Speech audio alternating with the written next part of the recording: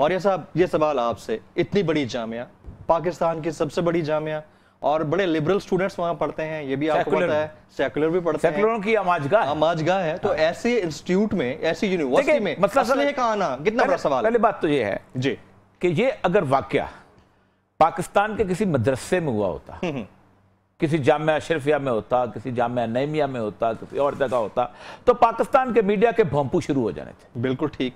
یہاں human right activist پتہ نہیں کون کون لوگ آ کے بیٹھے ہوتے تھے. ہم نے پہلے دن سے یہ بات کی ہے کہ دنیا میں، پاکستان کو یار چھوڑ دو، دنیا میں جہاں بھی رنگ، نسل اور زبان اور علاقے کی بنیاد پر گفتگو ہوئی ہے وہ پھر رکی نہیں ہے. آپ نے پاکستان کو چھوڑے، دنیا پوری کے اندر جس دن آپ نے نسل کی بنیاد رکھی ریاستوں کی، اس دن کے بعد آپ نے 2 جنگیں لڑی. پہلی جنگ عظیم لڑی آپ نے رنگ کی بنیاد پہ، نسل کی بنیاد پہ، علاقے کی بنیاد پہ. دوسری جنگ عظیم لڑی آپ نے رنگ کی بنیاد پہ، نسل کی بنیاد پہ، علاقے کی بنیاد پہ. 15 کروڑ لوگوں کا آپ نے خون کیا. 15 کروڑ لاشیں جو ہیں آپ نے اس کائنات کے اوپر، اس زمین کے اوپر بچھا دی. اس کے بعد کہا یہ تو ویسے ہونا ہی تھا، اصل مظلوم تو مذہب ہوتا ہے. ٹھیک، مذہب جو تھا اس کو اپنے ریاست سے ٹھڈا مار کے نکال دیا تھا. اس کے بعد پاکستان بنا. اب پاکستان کو بنیادی طور پر ان کی تکلیف کا اصل جو ہے نا سرچشمہ وہ پاکستان ہے. اس کی بنیادی سرچشمہ اس لیے پاکستان ہے کہ دنیا میں 199 ریاستیں ہیں. کوئی جناب فرینچ نیشنلٹی کے اوپر ہے، کوئی جناب برٹش نیشنلٹی کے اوپر ہے، کوئی بیلجیم کے اوپر ہے، کوئی ایرانینز، کوئی ایجپشین. یہ ملک ایسا ہے کہ جس کے اندر پاکستان کا ایک پنجابی کہتا ہے یہ پنجابی میرا بھائی نہیں ہے کیونکہ لا الہ الا اللہ نہیں پڑھتا. سندھی کہتا ہے یہ سندھی میرا بھائی نہیں ہے کیونکہ لا الہ الا اللہ نہیں پڑھتا. بلوچ کہتا ہے میرا بھائی نہیں ہے کیونکہ، اور بلوچوں میں تو بہت کم ہے، ہندو اور عیسائی تو ہے ہی نہیں، اسلام پشتونوں میں بہت کم نہیں ہے.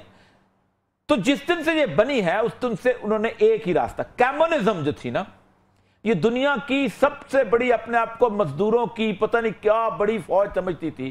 1920 میں ان کا آذربائیجان میں اجلاس ہوا، بلوچ تنظیم کو بلایا گیا، وہاں پر پشتون تنظیم کو بلایا گیا. کہا نہیں، یہاں پر ہم نسل کے ذریعے آگے بڑھیں گے، قومیت کی بنیاد پہ آگے بڑھیں گے، ہم قومیت کی بنیاد پہ لڑائیں گے اور پھر پرولٹریٹ کا خواب دکھائیں گے لوگوں کو. اچھا، پوری زندگی انہوں نے بنگالیوں کو پہلے اکسایا اور بنگالیوں کو ہمارے خلاف کھڑا کیا اور اس کے بعد مزہ چکھا.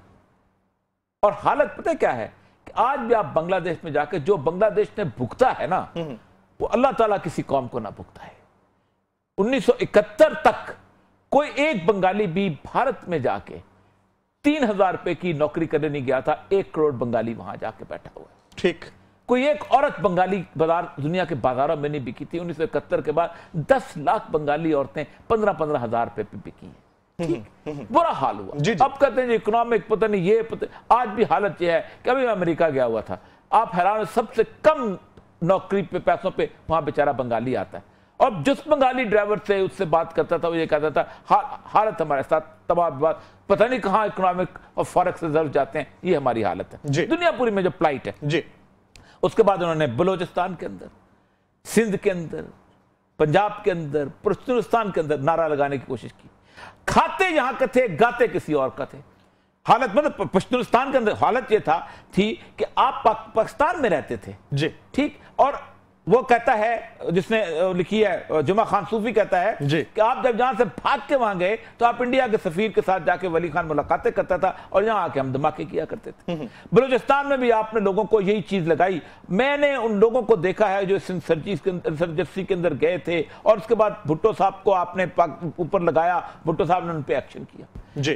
یہ کیفیت میں مشرف دور کے اندر، اور یہ سب کیفیت جو بھی ہے، صورتحال آپ کے سامنے ہے، ہمارے بھی سامنے ہے. ایسی صورتحال میں کیا قائد اعظم یونیورسٹی اسلام آباد یا اس سمے دیگر یونیورسٹیز میں لال مسجد جیسا آپریشن یا ایکشن ہونا چاہیے؟ یہ کوئی نہیں کرے گا، اس لیے کہ لال مسجد میں بیٹھا ہوا تھا عبدالرشید غازی. اس نے کیا تھا ماسٹرز ڈگری کہاں سے؟ قائد اعظم یونیورسٹی سے. انٹرنیشنل ریلیشن میں جس بیچارے کو شہید کیا گیا وہ مسجد کا مولوی نہیں تھا. وہ انٹرنیشنل ریلیشنز کے اندر ماسٹر ڈگری ہولڈر تھا. کہاں کا پڑھا ہوا تھا؟ قائد اعظم یونیورسٹی کا.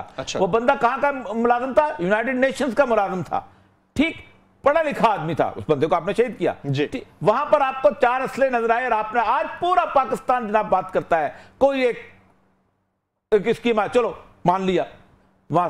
यहां आपको क्या होता है, कायद-ए-आज़म यूनिवर्सिटी कनीज यूसुफ के जमाने से, जुल्फकार अली भुट्टो के जमाने से उसको एक सेकुलर यूनिवर्सिटी बनाने की कोशिश की गई थी और कौम परस्ती की बुनियाद पर बनाने की कोशिश की।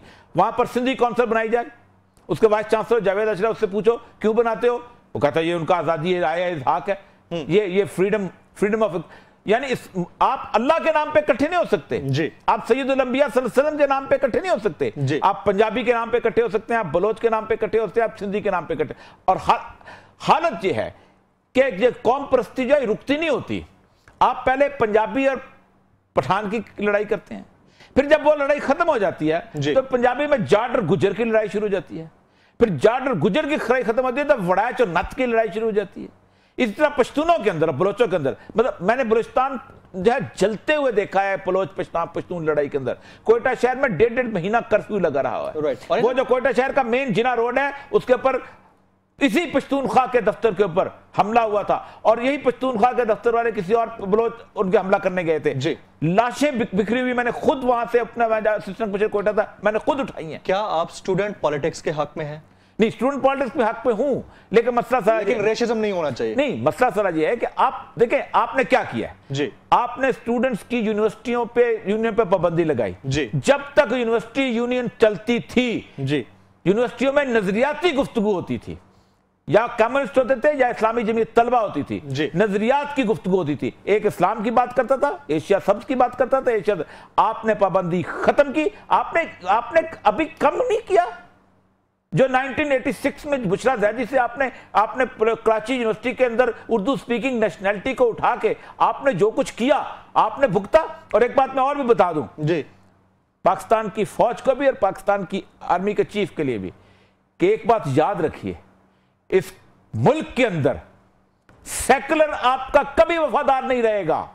उसकी बुनियादी वजह यह है, वो जब आएगा आपकी पीठ पे छुरी इसलिए मारेगा कि आपके नजरिए के खिलाफ है। क्योंकि जी पाकिस्तान की फौज की जरूरत इसलिए है कि पाकिस्तान की और नजरियाती मुखालफत है इंडिया के साथ। हमारा अगर नजरियाती मुखालफत, हम सेकुलर हो जाएं, इंडिया के अंदर इंडिया सेकुलर हो जाए तो पाकिस्तान को सिर्फ 50,000 फौज काफी है। राइट, हमारी लड़ाई ही नहीं रहती। हमारी लड़ाई की बुनियाद ये है। और एक बात याद रखिए, आपके मुशर्रफ ने उनको सपोर्ट किया, जितने लोग थे सबने, सोशल मीडिया हो, ये अखबारात उठा लें, सबने आपको गाली दी, सबने आपको कमजोर करने की कोशिश की।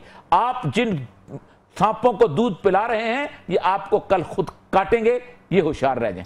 यूनिवर्सिटियों में लाया जाने वाला असलहा और तलबा की जानिब से वही चलाया जाने वाला असलहा, क्या ऑपरेशन रद्दुल फसाद या दीगर तमाम ऑपरेशंस की जद में या जुमरे में नहीं आता? इसलिए वजह यह आता है, फिर आधा एक्शन करें ना, खामोशी क्यों? मैं कहता हूं करें एक्शन। जिस दिन आपने ये बैलेंस एक्शन शुरू कर दिया, जिस दिन आपने उस यूनिवर्सिटी के अंदर उस जगह पे जो लोग इस तरह की मसाइल पैदा करते हैं, जो नस्ल की बुनियाद पर कत्ल करते हैं, असला लेके आते हैं, उस दिन लोग आपको मुनसिफ मान जाएंगे जी। लेकिन आप नहीं बनना चाहते ना।